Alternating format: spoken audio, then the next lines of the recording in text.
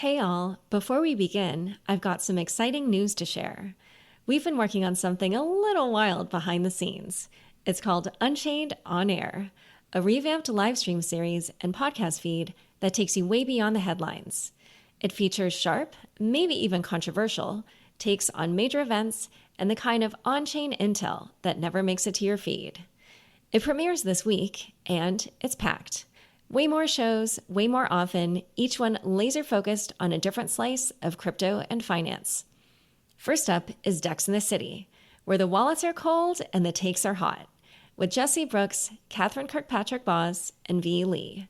Three powerhouse lawyers gathering to dish about the latest from DeFi enforcement to token regulation and everything in between. It live streams every Tuesday at 12 p.m. ET. Second is Uneasy Money, because what happens on chain never stays on chain, with Luca Netz, Kane Warwick, and Taylor Monahan, three OG DeFi builders unpacking everything happening on chain, from tokenomics to DAOs, from hacks to yields. It airs Wednesdays at 3 p.m. ET. And finally, Bits and Bips the Interview, an addition to our group chat show, in which our executive editor, Stephen Ehrlich, takes you deeper with one-on-one conversations. This streams on Thursdays at 12 p.m. ET. To catch the live streams, follow Unchained on X, subscribe on YouTube, or find us on your favorite streaming platform now. And don't forget to hit the bell icon so you never miss a show. And if you can't make the live stream, these episodes will show up in your podcast feed the very next day. Thanks, as always, for your support.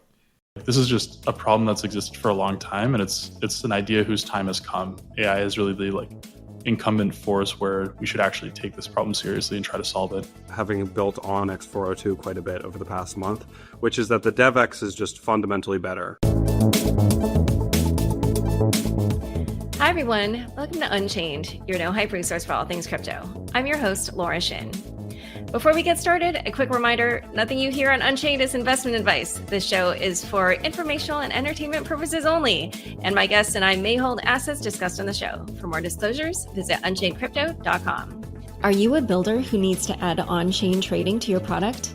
The Uniswap Trading API from Uniswap Labs offers plug-and-play access to some of the deepest liquidity in crypto, all with zero hacks. It's on-chain execution at an enterprise level. More liquidity, less complexity. Visit hub.uniswap.org to learn more. Mantle is pioneering blockchain for banking, a revolutionary new category at the intersection of TradFi and Web3. Follow Mantle_official to learn more. Today's topic is x402, an open protocol for internet-native payments. I'm here with Erik Reppel, head of engineering at Coinbase developer platform and author of x402, and Sam Ragsdale, founder and CEO of Merit Systems. Welcome, Sam and Erik. Excited to be here.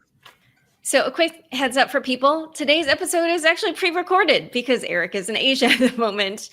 Also, another note, this was not planned at all, but we randomly also happen to be launching as a mini app in the base app today.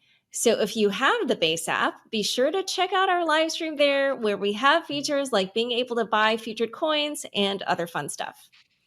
Okay, so Erik and Sam, everyone is excited about agentic commerce, of which x402 is one of the protocols enabling this. So let's start by explaining what it is and how it got started. Erik, how about you? You take it from here. Yeah. So the internet kind of runs on standards. We have HTTP and HTML and CSS, and this enables computers to communicate with each other without a bespoke, per company way of declaring, hey, this is how I'm gonna send you data. This is how you should render my data to in your browser. But we've never actually had that for money. There's never been a standard for how do you convey the intent to move value attached to the internet or attached to a web request.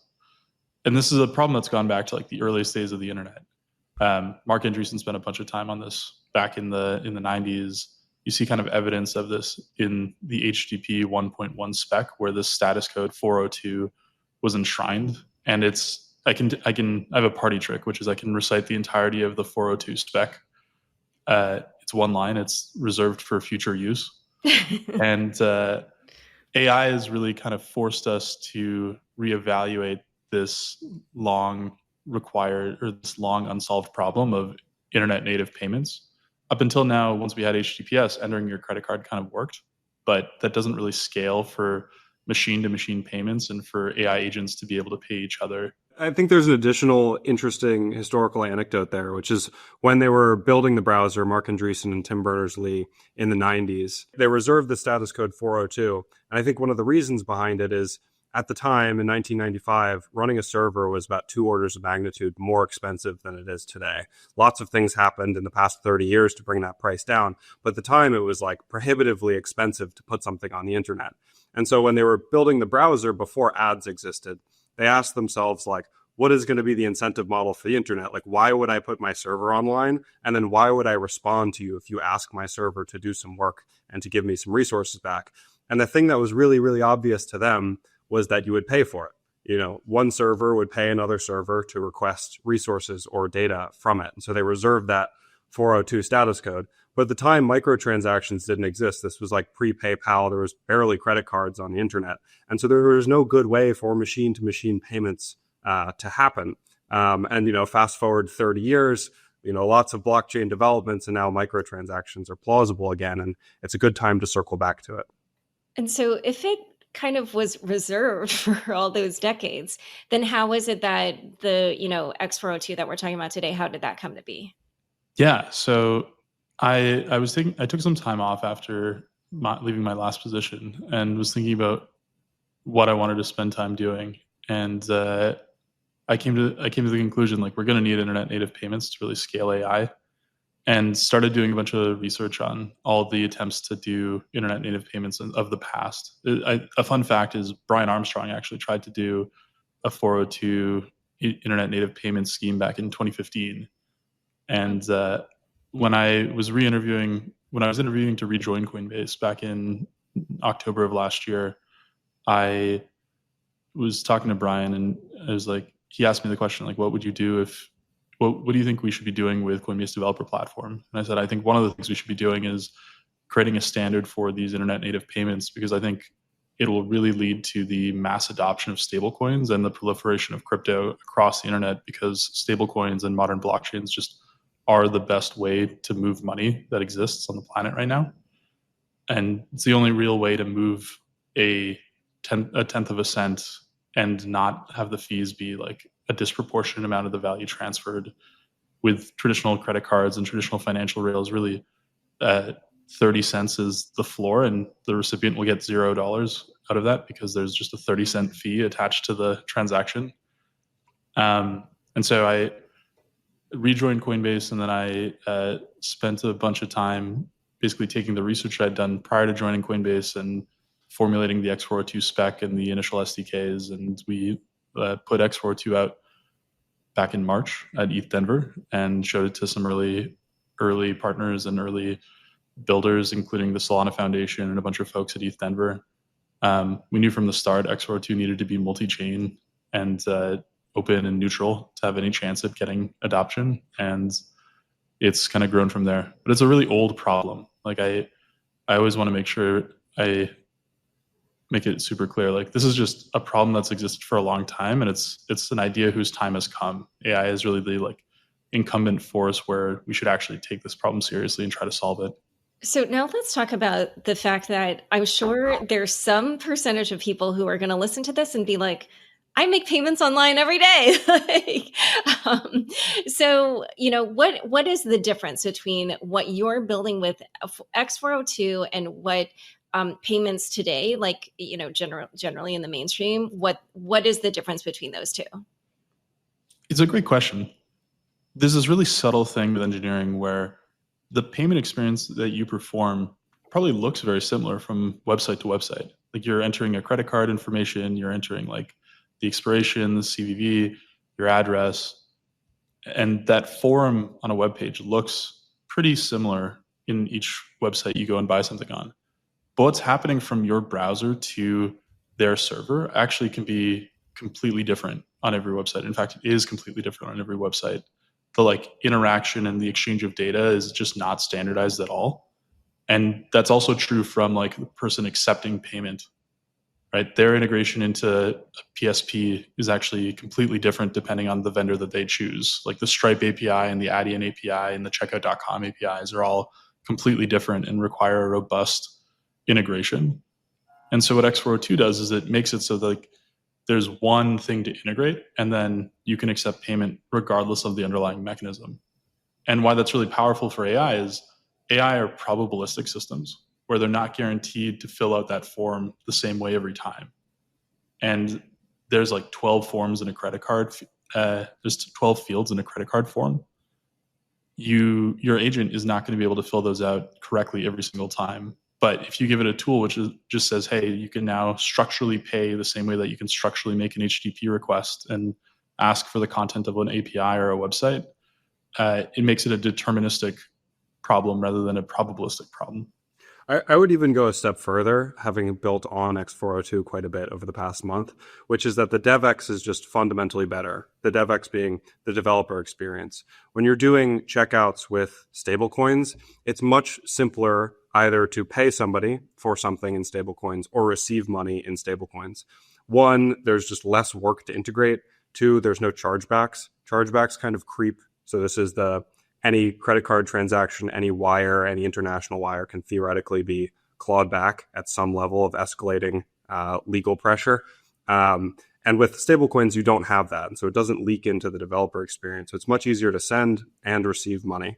And so when you're building one of these systems, you can much more easily integrate payments, and you don't have to create a legal relationship with a payment processor. You don't have to sign up with them. You don't have to exchange tax information, etc.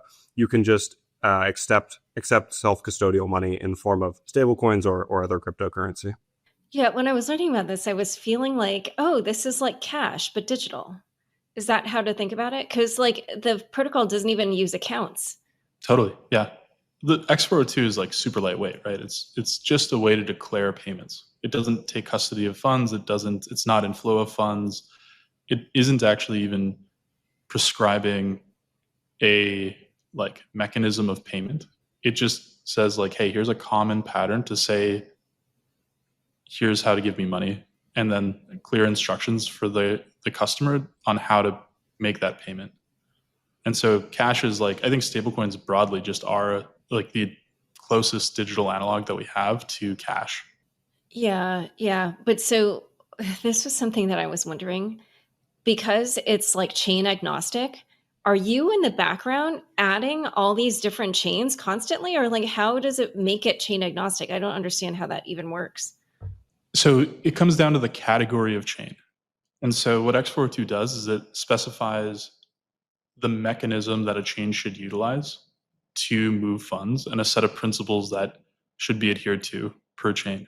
And so for any EVM chain, it works exactly the same way from a technical standpoint. And so whether it's Polygon or Base or Ethereum L1 or Avalanche C chain, they all use the exact same mechanism to move funds.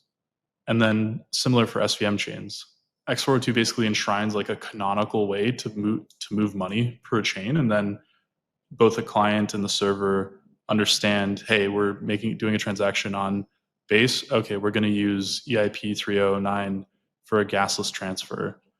And that allows like consensus, because it's actually like the amazing thing about crypto, but also the thing that makes crypto payments complex is that there's actually a lot of ways to transfer tokens in crypto, at least from an engineering standpoint.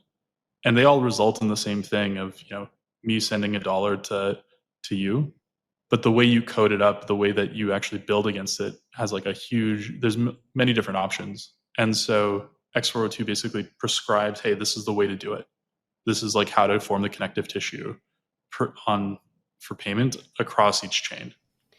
Okay, wait. So is it almost like the chains have to add it in a way? Like if it requires an EIP for any EVM chain, then it's like a SIMD or whatever on Solana. Like, is that how that works? Oh, okay. Now I get it. It doesn't actually require a bespoke like integration per chain. It's each chain kind of decides like, hey, here's the best way to move money on our chain given these goals. And the goals are like high UX, don't require gas, don't make it so that there's no like flow of funds or custody, make it so that the client is only moving funds that they've authorized to move, and there's no risk of them moving funds that they haven't authorized to move.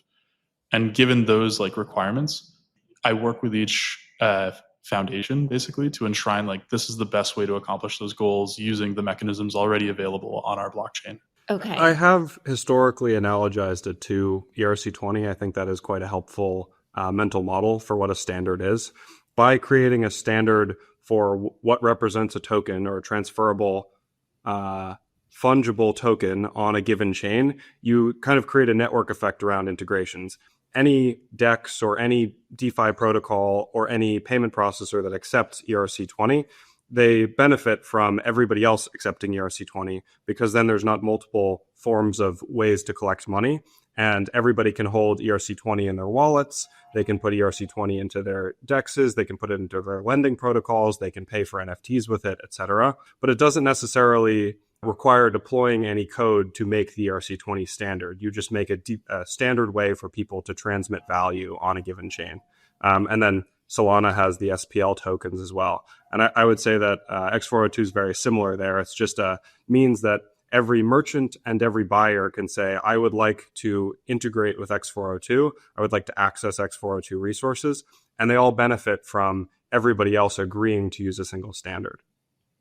Okay. But it does require like a decision by each blockchain community in a way to adopt that standard.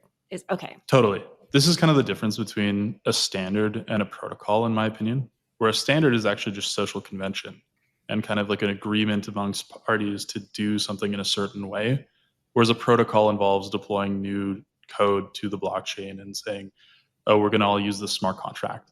Standard is really just an organizing principle and an agreement from people to do a thing in a certain way, but you can't actually enforce it. It's just that if you don't follow the standard, you lose the network effects and the ecosystem compatibility and the social convention, and things just break if you don't follow those standards. Okay. Before we keep going into how it works and all that, let's get Sam's backstory, because we talked about how Erik came to be working on this. So Sam, tell us how you came to be working as a developer using X402. Yeah. So I'm CEO of a company called Merit Systems. We've been around for about a year. Our goal is to help developers monetize their code on the internet. We have a product called Terminal that is like a bank account for every GitHub repo, runs on Base, uses stablecoins under the hood. And then we've been launching tools to help people monetize directly out of those instances. And so we launched an AI product that runs largely on credit cards today. And then we launched a bunch of X402 products. And when we entered the X402 ecosystem in around September, there were some ecosystem-wide things that we thought we could spruce up and help fix, which one was discoverability. It was quite hard to find the resources. And then once you found them, it was quite hard to call them as well. The way that people were doing it at the time was that people would have fully integrated web apps where they had a client and a server. This is just a normal website to most people. This is what we're familiar with from DeFi. Most of the time when you call Uniswap, you do it through the Uniswap front end. When you call Curve, you do it through the Curve front end, et cetera. And I think X402, the dream of it is sort of multi-client, multi-server, where you have many different ways, many different front ends for calling the same resource. In fact, you can compose them together. And so that was the second thing we thought we might be able to help with and fix. And then the third was helping with composability in the ecosystem. The dream is sort of you could have a bunch of different servers that offer different resources. And you can use an AI agent on top of it to compose like a single end request. And so I think I don't want to steal this one from you, Erik, but an example Erik likes to use is I would like to plan a vacation. I want to go to Canada for the winter to go skiing, and I need to, get some flights. I need to get a hotel. I maybe need some restaurant recommendations, and then I need to rent some skis as well. And all of those would be different providers, but an agent theoretically would be able to chain all of the requests together.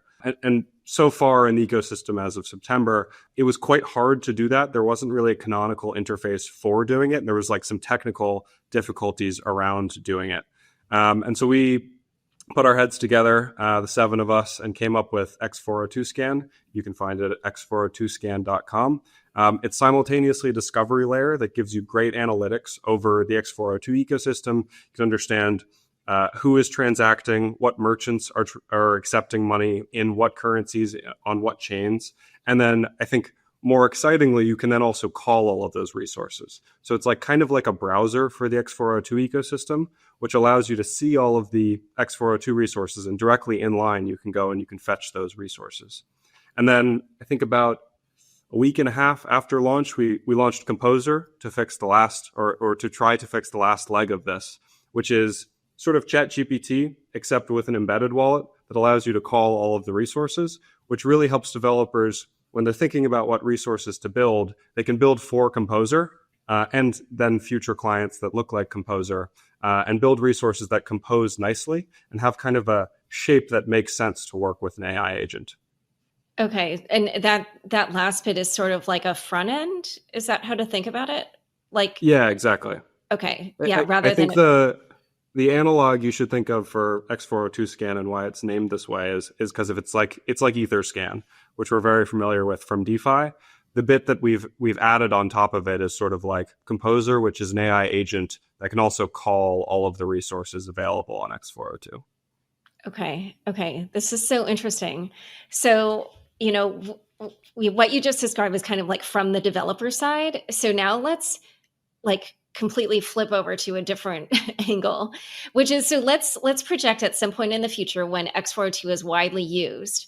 I'd love to hear you kind of walk me through from like a customer or everyday person's perspective. What would a transaction look like that would be using X402 in the background that like they might not even know that that's what's going on? I think the bit you hit there is exactly right, Laura, which is they may not even know it's going on. I think X402 is success cases that people don't think about X402 at all, right? Like people don't think about HTTP. Normal people don't think about HTTP on a daily basis. But what it enables you to do is like this a narrative of agentic commerce actually becoming like a real thing, where your agent, your chat interface may be doing like hundreds of small transactions in the background to make it better at performing tasks for you without you even realizing. And so let's take Sam's booking a trip to Canada example. You may only want to go to Alberta when there's like fresh snow, right? And so your AI agent may pay like 10 cents to get like a super accurate weather forecast of when in the next month is it most likely to be fresh powder in Alberta, and then recommend, hey, you should go on these dates based on the weather forecast. And this kind of like 10-cent purchase for access to better data to make decisions for you that can happen in the background is like net new and net novel, because you can make these small transactions with stablecoins. And so in theory, like as a consumer, your agent just gets better at serving you. And your agent now has like a budget that you give it to enable it to perform these tasks better on your behalf. That's so interesting. Keep going, Sam.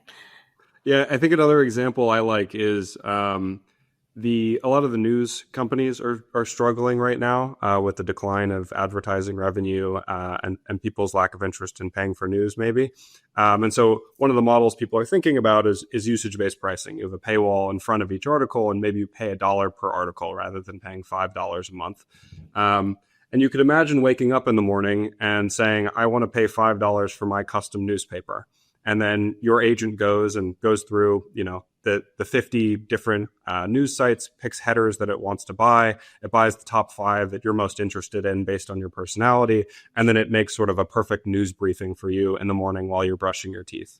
Wow. And it creates a new revenue stream for all these news sites, right? Where instead of them getting scraped by the chat agents and getting disintermediated from their users without having a clear path to monetization, now they're getting paid 50 cents for the agent to take those articles and present them to the human, and you're getting like a higher quality news experience for paying like $1 to get that like aggregation from your chat interface.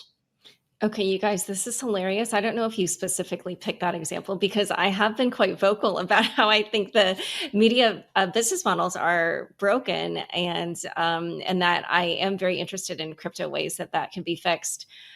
So I love that, and I'm like, oh, maybe we can add this to our site. So okay, so we just described how this might look in the future once this is adopted from the user's angle. So then on the back end, is it what you were talking about, where the agent, so, okay, but in this world, I guess, like all of these different company or like, yeah, stores, like whatever businesses are offering these services that the agents are using, they will have to accept it and adopt it, right? So what does that look like? Are you trying to do similar things to the, Coinbase deal with Shopify, to accept stablecoin payments on Base? Do you have to go to merchants to get them to adopt it, or how does that part happen? One of the nice things about it being an open standard is that, CDP is more than happy to help people adopt stablecoins, and we have great tools that make it easier to accept stablecoins. But it works with Coinbase Developer Program, CDP, or Coinbase Developer Platform. Platform, yes. Right? Yeah. We're still working on brand awareness. We have great tools, but you don't have to use our tools to do it, right? You can, if you have a wallet to accept stablecoins too, you can get started with x402 incredibly easily. As Sam alluded to, me and my team have spent a huge amount of time trying to make the developer experience really amazing for x402. And so we typically see companies being able to add x402 to support to their APIs or to their websites in under an hour. And it's really as simple as one line of code and then having a wallet that you can set to accept stablecoins. Or you could, if you're a business, you can open a Coinbase business account and then accept stablecoins to your Coinbase business account and then send off to your bank account via Coinbase. But it really is because there's a standard way of doing it, you can create really robust libraries that make it trivial to do. And there's one way to do it. And that's the power of standards, is that it kind of removes all the questions and just tells you, here's how you should do stablecoin acceptance if you want to use the x402 standard. Everyone's abstracted it away from you. The tooling's really good. Everyone's using the same conventions. People know how to buy from you, and they don't have to figure out how to pay you every time. It's all just, there's one way to do it. There's a convention on how to perform that payment. And I would add two things there, which is one, that it's definitely easier to integrate x402 than it is to integrate checkout with Western Union or something like that. Accepting stablecoins is really easy. You add an address and then add a new API route. It's quite simple. And then two is that you don't need to ask anybody's permission to accept checkout in x402. This is the thing that's fundamentally better about crypto than the existing payment rails, is that every other way of accepting digital or virtual currency via credit card or wire or ACH, RTP, whatever, you always ask somebody's permission. You go and you sign a legal agreement, and then they can kick you off at any time.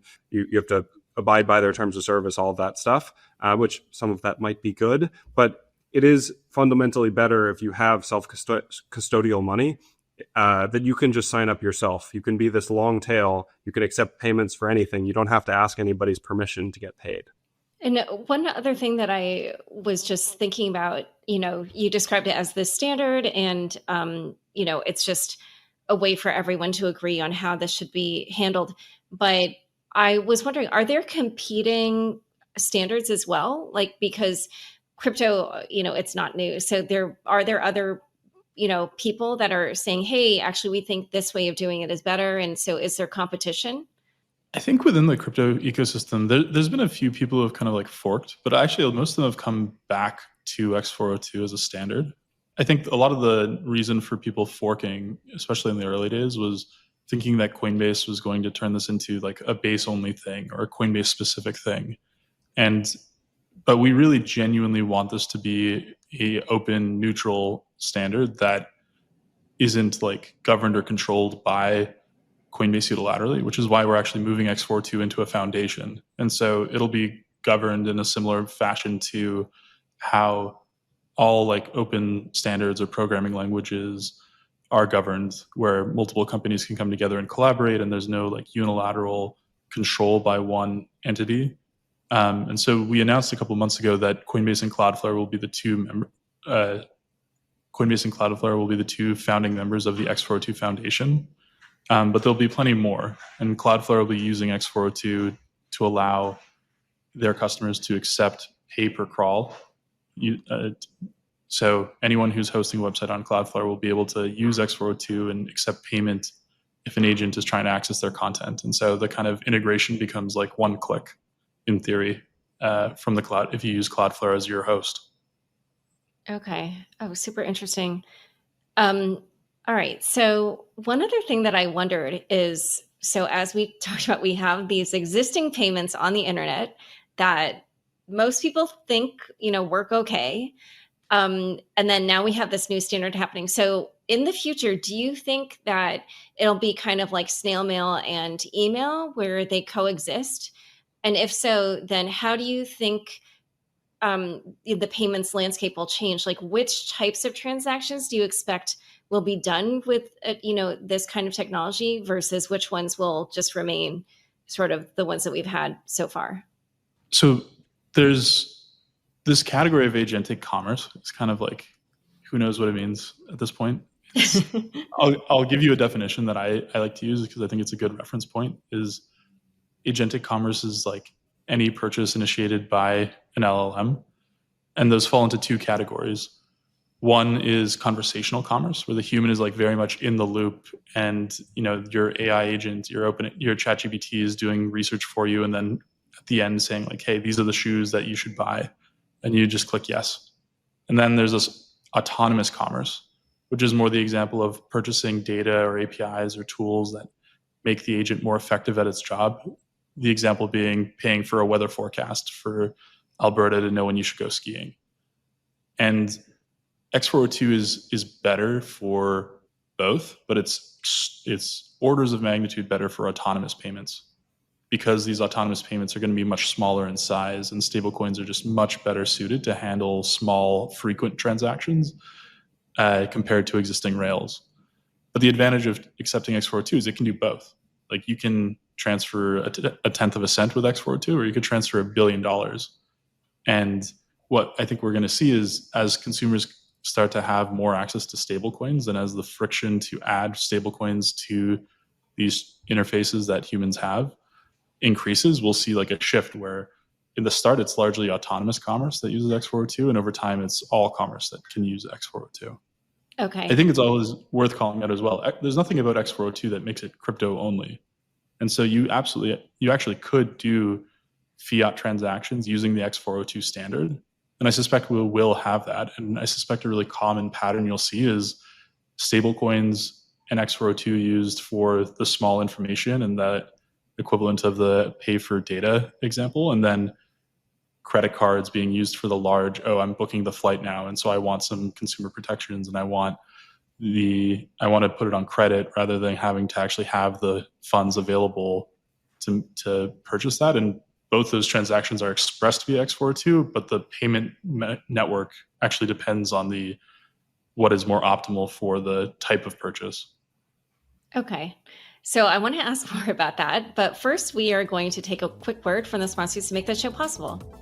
Hey, founders and developers. If you're looking to bring on-chain trading to your product, wallet, or platform, check out the new Uniswap Trading API from Uniswap Labs. It's your plug-and-play gateway to global on-chain liquidity. No deep crypto expertise required, and no need to manage complex integrations or ongoing maintenance. With the Uniswap Trading API, you'll get enterprise-grade on-chain execution, combining both on-chain and off-chain sources for the most competitive prices. Simply put, more liquidity, less complexity. And this isn't just any API. It connects directly to the Uniswap protocol, which has securely processed over $3.3 trillion in total volume with zero hacks. So stop worrying about liquidity infrastructure and focus on building your product. Get access to the same liquidity that powers billions in swaps through one powerful API. Visit hub.uniswap.org to learn more. Mantle leads the establishment of blockchain for banking as the next frontier. UR is the access layer that transforms Mantle Network into a purpose-built vertical platform, the blockchain for banking, that enables financial services on-chain. UR unifies and vertically aligns Mantle's focus on payments, trading, and assets. MI4, METH protocol, functions FBTC, supported by developer grants, ecosystem incentives, and the industry-leading distribution platform through the UR app, Reward Station, and Bybit launch pool. All economic activity within UR will be captured by Mantle Network to further drive value to token holders and establish its significance in blockchain for banking. Follow Mantle_official to learn more. Back to my conversation with Sam and Erik.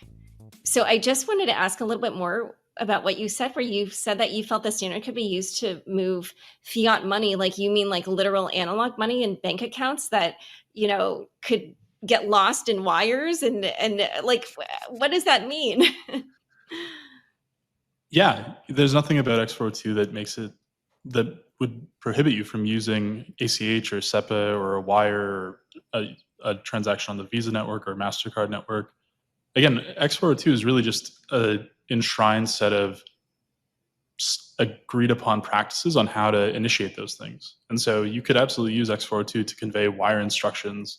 Wire might be a little tricky because usually you have to call someone, but ACH, right? You could easily integrate ACH. In fact, back in, I think, April, a former Stripe employee who now I'm blanking on the company he works on now, but he's found x402 and actually integrated Stripe's API into x402 and let you do x402 transactions on Stripe. This was kind of like, a non-sanctioned kind of like hack. Wasn't officially endorsed by Stripe, but it just worked. And he was able to do it because ultimately it's just conventions on how to perform the payment versus like actually dictating anything about what the payment does. Okay, this is super interesting. So one other thing that I didn't understand is, as we mentioned before, it has zero fees for either the customer or the merchant. Like we're so used to blockchains charging for transactions, so I don't understand how that can be. This is a really great point. So the protocol or the standard itself doesn't enshrine a fee. It doesn't say like, hey, you must pay this person this amount, in part because there's no way to enforce that, right? Like you could just simply opt not to. There may be fees that are associated depending on the underlying network. Like if the network is Stripe, there's going to be fees associated with Stripe that come into play. And there may be gas that's involved in the chain. And so the merchant may need to pay gas or may need to have a relationship with what's called a facilitator in the x402 spec, which is, think of a facilitator as just a way to abstract away the complexities of crypto from people who are new to crypto. And they may charge like some gas plus like a small premium in order to transact, but there's no percentage-based fee. There's no fixed like minimum fee that's actually encapsulated in the standard. We kind of leave the economics to be determined by either the relationship between the merchant and the facilitator, or the merchant can just go directly to the chain and implement the x402 standard themselves and interact directly with the blockchain. And that means that their costs are just the gas of whichever networks they choose to accept payments on. So it doesn't remove gas. No. There's an abstraction for gas, and right now all the facilitators are kind of just eating the cost of gas. But unfortunately, I haven't managed to just make gas go away. It exists. It's just there's no additional fees compared to the fees of gas. And the great thing about that is, as chains continue to get more and more efficient and cheaper, you're just paying the root costs of the transfer. There's no additional fees on top of the fees of the blockchain. And we've seen the gas cost to transfer USDC has gone from like $10 in 2020 to 1/100 of a cent typically in 2020, 2026 now, 2025. 2025. And most of the chains are the foundations or somebody related to the chain is subsidizing all of the gas costs associated with x402 today. Hard to say how long that will go on, but that means that for people transacting, either merchants or consumers, it is actually, gas free or gas cost free to do x402 transactions today. Yeah, you know what's really interesting? I just realized this would be the kind of thing where merchants would be very incentivized to adopt it. But at least in the US, probably other jurisdictions are a little bit different. But in the US, where people get perks on their credit cards, they might be less interested. So it's going to be like a weird little push and pull for some period. But actually, I did want to ask earlier, because you also mentioned this, that chargebacks don't exist with this.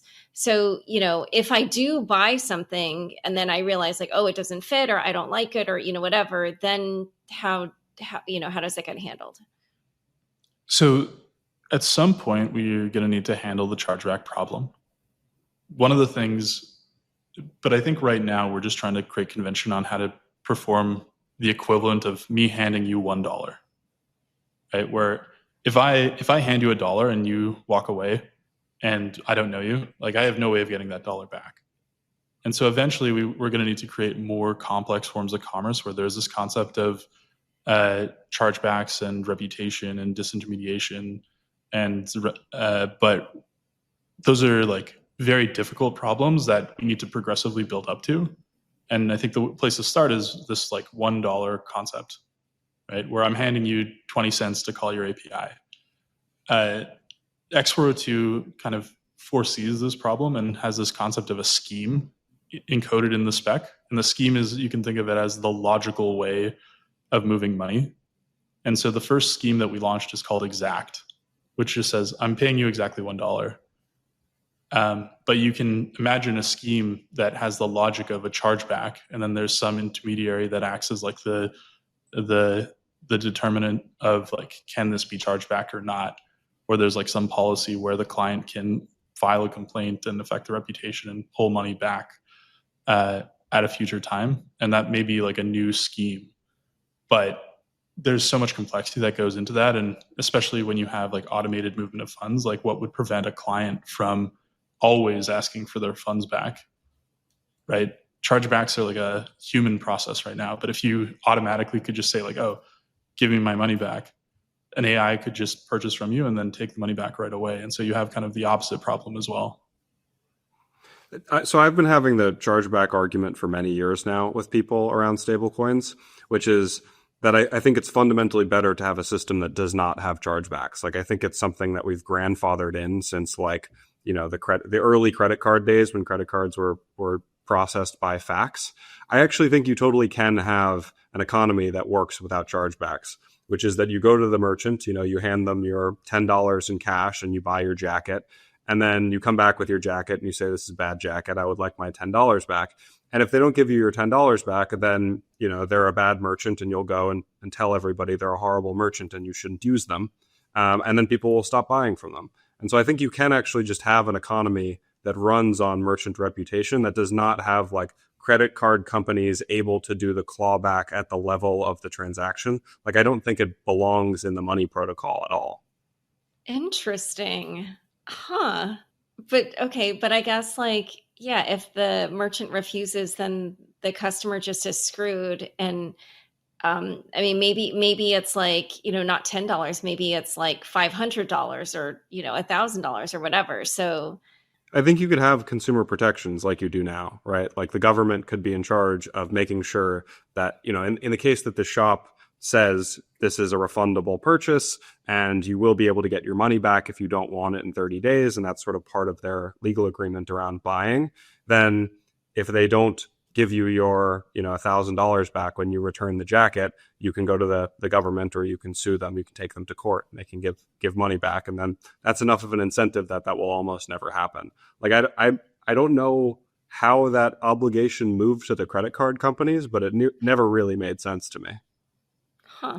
Okay. I think too, in your example, Laura, this is where being able to use multiple payment networks and multiple ways of making a payment and commingling them is really valuable. And so with X402, you can actually say there's multiple ways to pay me. You can pay me with USDC on Base or USDT on Solana. And in future, maybe you can say, oh, I also accept Visa payment. And you may, as a consumer, choose like, oh, this is like a $500 purchase. So I actually want to pay a bit of a premium to put this on my Visa so that I can do a chargeback in the future if I need to. Or there might be a bit of a discount if you're just paying with USDC because there's no like Visa network fee associated with it. So maybe things are just 3% cheaper if you're paying with stablecoins versus Visa. And so you can actually commingle these where like if you're making a 10-cent purchase, are you super concerned about charging it back? I would probably agree with Sam in that case. But if you're making a $500 purchase, you may want to pay a little bit more to have those protections and have that like arbiter of was the service delivered who you can go and complain to and potentially get a chargeback from. Okay. Yeah, that makes a lot of sense. All right. So let's now talk about some of the other yeah, I think some of these are protocols or just like integrations or something. So one of them is payments MCP. Another one that I saw being talked about was the Google A2A, agent to agent protocol. Talk a little bit about both of those and how X402 works with those.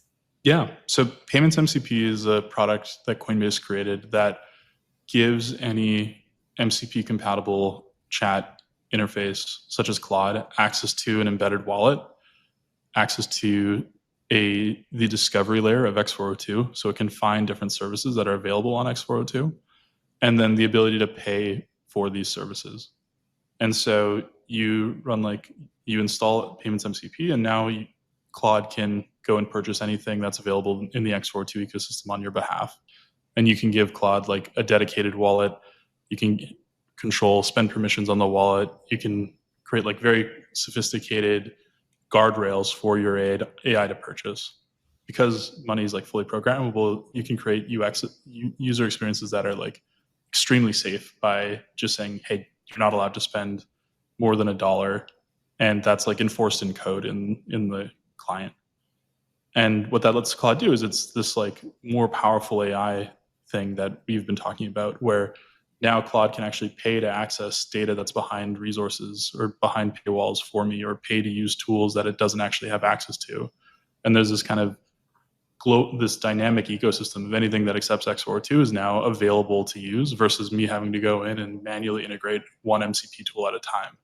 And then A to A is a collaboration we did with Google, where A to A is a standard for agent to agent communication. And so it's a very full stack way for agents to communicate with each other.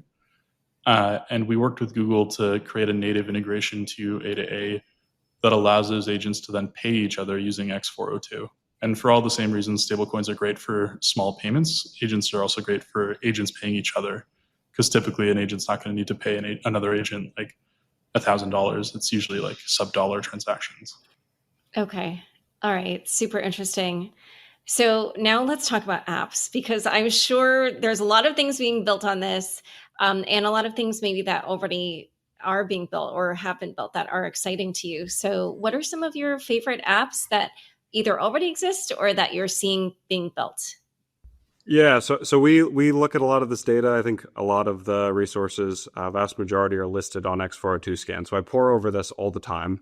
I think it is important to note. So we've done about, in the past month, about $13 million of volume transacted across Base and Solana in USDC, which is the vast majority of it, and about 20 million transactions now. So numbers are definitely up and to the right. The vast majority of those are meme coins, which is slowly dying off.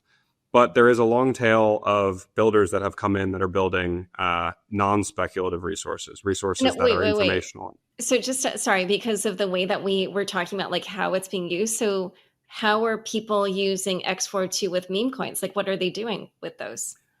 It is not particularly sophisticated. They put up a resource that is /mint, and then it gives them meme coins.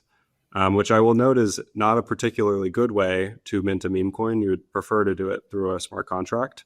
But it is important to note, because if you go on X402 scan, which is a great way to explore the resources, you'll see the top 10 by volume are meme coins. So I wanted to call that out very explicitly. It's basically you're throwing up an API, and what that API does is sends you a meme coin.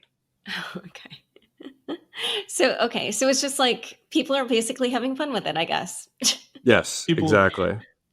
People in crypto are doing what people in crypto do, which is launch meme coins, mess around. But I think to Sam's point is what was been really gratifying for me to see is it's brought so much attention to X402 and brought in this whole new class of builders that are building higher utility, more, in my opinion, interesting use cases that I think are going to be much higher traction, but they take more time to build because they tend to be more sophisticated and, doing more complex things than just sending you a meme coin. Yeah. We've seen about 100, depending on the day, between 100 and 1,000 new resources a day. And I would say, like, at this point, under 20% of those are meme coins. So the vast majority of new resources are non-meme coin related, despite the fact that most of the usage by volume is meme coins. I think the ones that are most interesting that people are building today, there's a lot of like these crypto search ones. So AIXBT, for example, which is big on Twitter, they have a vector search of all of crypto Twitter. So they've scraped all of crypto Twitter, and then you can search against that. That data is typically very hard to access. A bunch of people have done that for token pricing. People have done that for crypto news. And so I think that's particularly interesting. Some people have done the Twitter API. There is all of the AI resources are available. So your top model providers, so OpenAI, Anthropic, Gemini, et cetera, you can access over X402. Same for the generative AI ones. So the image gen, image editing, and then video gen as well. And then increasingly recently, which I'm excited about, there's a lot of the open source custom models that people have fine-tuned for, so a lot of the Chinese Quen models that people fine-tune for making a face or making an action movie or something like that, which I think is particularly cool because it would be very hard to access those otherwise. You'd need very expensive GPU resources. And for people to be able to spend 10 cents to get a Quen generation, rather than, spend 2 weeks getting an H100 on Amazon Web Services, I think it's pretty cool and we're excited about it. What I'd add is the thing that's really powerful about X402 is that you don't need to create a direct relationship with every single buyer. Like you don't need to go and get an API key. And so you get really good composability of the different resources. And so instead of traditionally, I'd have to go and like sign up for an API key to do image generation and then sign up for an API key to, get access to some data API because they're all different products. And that's like really gnarly and hard to do. But you start to be able to chain these calls together and create these like workflows that are dynamic and these agents that are much more dynamic in their capabilities than traditional AI agents. And so I'll tell you my favorite one, which is there's someone created a API where you send it an image and an address and $20 and it mails you a t-shirt. And so what you could do is you can pay to search for the latest news that's happened for the day, and then pay to have an LLM summarize that news into a prompt, and then pay for an image to be generated for the day's news, and then pay for a t-shirt that represents the day's news to be shipped to your address. And this just all can be composed together and you don't have to like sign up. In theory, you could do all of that from like one chat interface without ever leaving the chat interface. That's really cool. It's called shirt.sh. Try it out today. Okay. I love it. So I know Erik has to run in a couple minutes, but before he goes, I have to ask about one thing, which somebody alluded to briefly.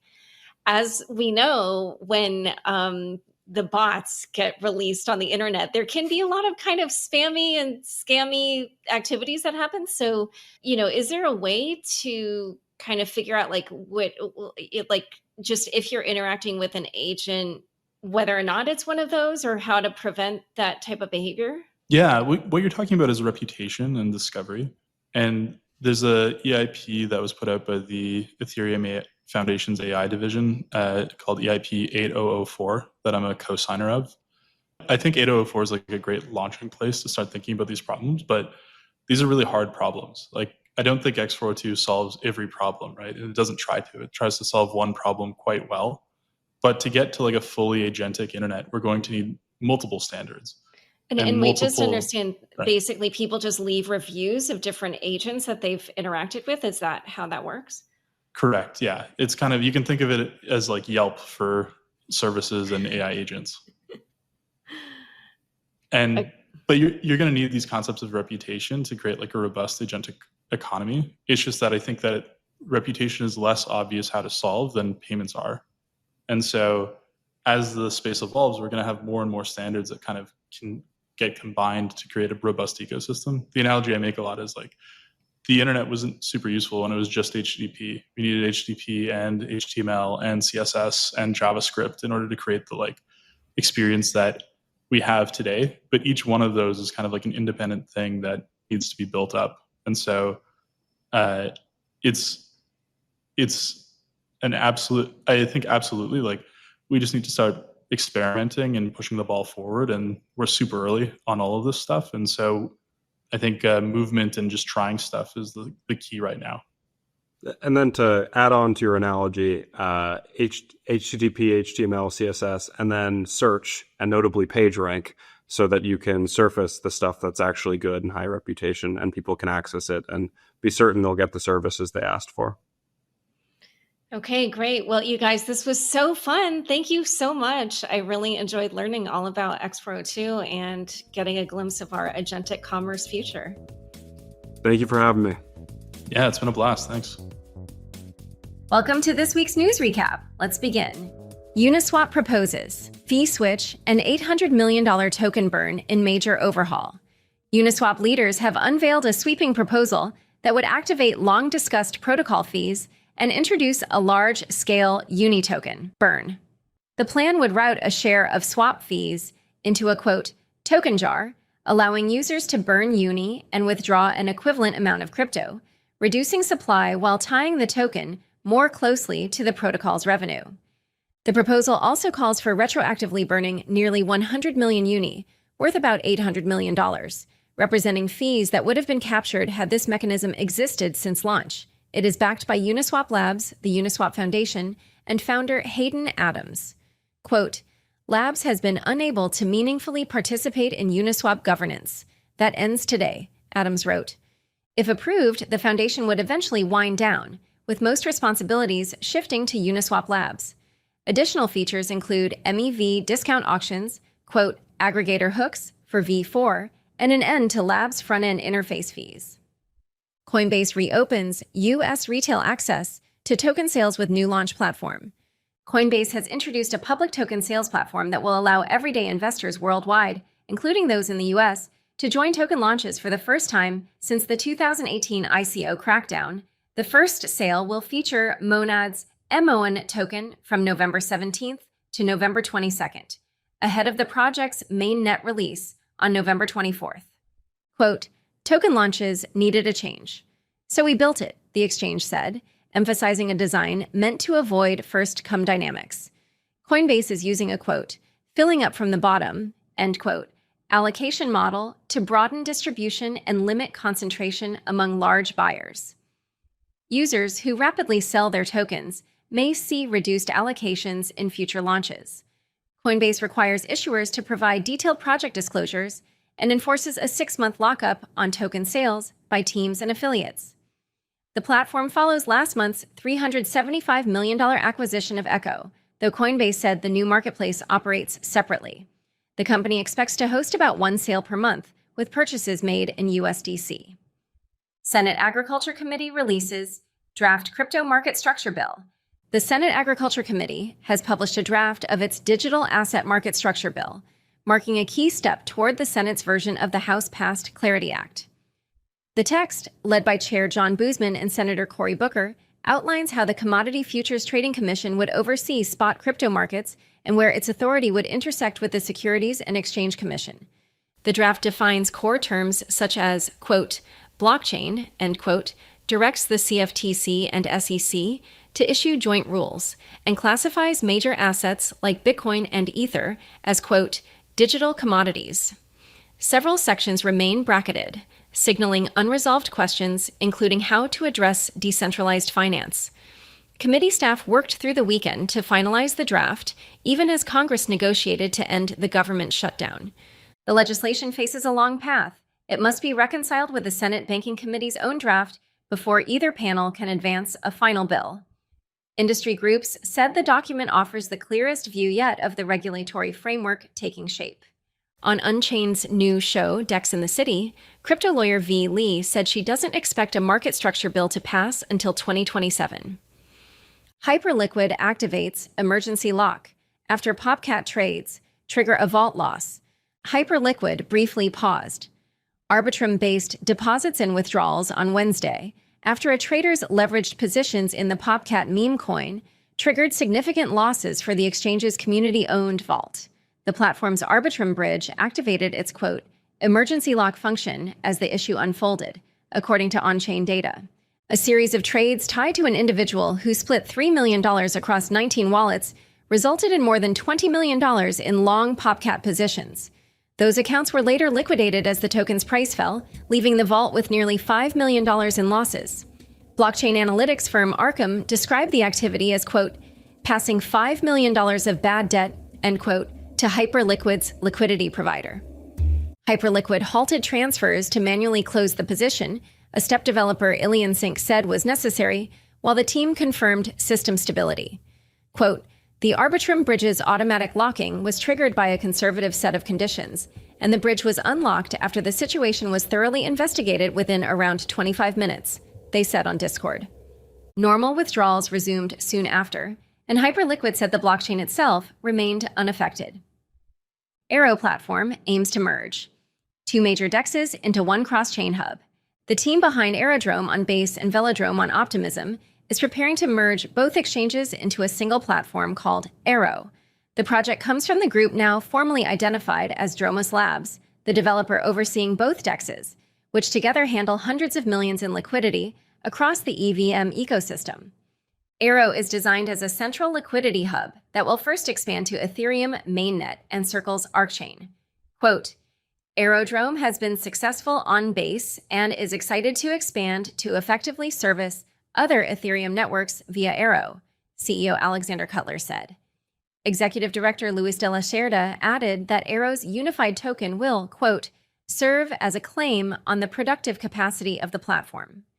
The launch is paired with MetaDex 03, an upgraded operating system that introduces Slipstream v3 for capturing MEV-related value and metaswaps for cross-chain trades. CFO Dan Wick said the new architecture could lift revenues by 40% while cutting costs by $34 million. Circle Ways, new token for Arc Network as Q3 results beat expectations. Circle, the issuer of the $73.7 billion USDC stablecoin, said it is, quote, exploring the possibility, end quote, of launching a new token tied to Arc, its stablecoin-focused Layer 1 blockchain. The company said the asset would help, quote, align the interests of Arc stakeholders, end quote, as adoption grows. Arc debuted in August and opened its public testnet in October, drawing more than 100 participants, including BlackRock, Amazon Web Services, and Standard Chartered. The potential token would support Circle's push to bring more programmable finance on-chain. The announcement came alongside strong third-quarter earnings. Circle reported $740 million in total revenue and reserve income, up 66% from last year, and $214 million in net income. USDC circulation rose 108% year over year as reserve income climbed to $711 million. Quote, we made huge progress delivering platforms for the world's leading startups and financial firms, CEO Jeremy Allaire said, noting accelerating demand for USDC across payments and market infrastructure. Polymarket quietly re-enters U.S. market with beta rollout. Polymarket has begun live testing its U.S. exchange, marking its first steps back into the American market since resolving regulatory issues 3 years ago. Founder Shane Copland said the platform is, quote, actually live and operational, end quote, with select users already onboarding and placing real trades as part of a controlled beta. The relaunch follows Polymarket's move offshore and a $1.4 million penalty paid to the Commodity Futures Trading Commission in 2022. With investigations from both the CFTC and the Justice Department now closed, the company acquired QCX, a CFTC-authorized exchange and clearinghouse, allowing it to operate legally in the U.S. Quote, it's the fastest anyone has ever gotten to market, Copland said at a conference in Miami. Polymarket also announced a new partnership with Yahoo Finance, which will integrate its probability data into a dedicated prediction markets hub, launching in the coming months. The predictions platform teamed up with fantasy sports app PrizePicks to let users buy event-based contracts, combining prediction markets with fantasy gaming to reach new U.S. states and attract more players. China alleges U.S. seized $13 billion in Bitcoin, linked to 2020 mining pool hack. China's National Computer Virus Emergency Response Center is reportedly accusing the U.S. government of taking possession of 127,000 Bitcoin originally stolen from the Lubian mining pool in 2020. The stash, worth about $13 billion, was tied at the time to Chen Ji, chairman of Cambodia's Prince Group, who now faces U.S. charges for alleged crypto fraud. In a technical report summarized by the state-owned Global Times, CVERC said the 2020 intrusion appeared to involve a, quote, state-level hacking organization, end quote. The coins sat dormant for nearly 4 years before being transferred in mid-2024 to wallets later identified by Arkham as belonging to the U.S. government. CVERC argues the seizure may have been part of a longer operation involving the same attackers. The U.S. Department of Justice disputes that account, maintaining the Bitcoin was lawfully confiscated as criminal proceeds. Blockchain analysis firm Elliptic noted in a recent report that, quote, it remains unclear how the funds ultimately entered U.S. custody. Coinbase walks away from $2 billion bid for stablecoin. Firm BVNK. Coinbase confirmed it is no longer pursuing its planned acquisition of BVNK, a UK-based stablecoin infrastructure startup, ending what had been one of the sector's largest prospective deals. Quote, after discussing a potential acquisition of BVNK, both parties mutually agreed to not move forward, a Coinbase spokesperson told Fortune. Talks had advanced into due diligence and an exclusivity period in October, according to reports, with the transaction valued at roughly $2 billion. Coinbase Ventures is already an investor in BVNK, which focuses on stablecoin payments and cross-border settlement tools. The proposed deal would have significantly expanded Coinbase's stablecoin capabilities and followed other major moves in the space, including Stripe's $1.1 billion purchase of Bridge. BVNK did not respond to requests for comment. Mistrial halts case against brothers. Accused of 25 million MEV exploit, a federal judge has declared a mistrial in the case of Anton and James Pereira Bueno, two brothers charged with wire fraud and money laundering over an alleged $25 million exploit on Ethereum. Jurors said they were exhausted, divided, and unable to reach a unanimous verdict after 3 days of deliberation. Prosecutors claimed the pair carried out, quote, the very first exploit of its kind by abusing their positions as Ethereum validators to access private transactions and reorder a block for profit. The defense countered that the action fell within Ethereum's own mechanics, likening it to, quote, stealing a base in baseball, end quote, rather than committing fraud. The deadlock has fueled debate over whether maximal, extractable value tactics should be criminalized. On Unchained's new show, Dex in the City, crypto lawyer Jesse Brooks explained why this case was important and why she felt it's not wise to leave crypto's future in the hands of 12 inexperienced jurors.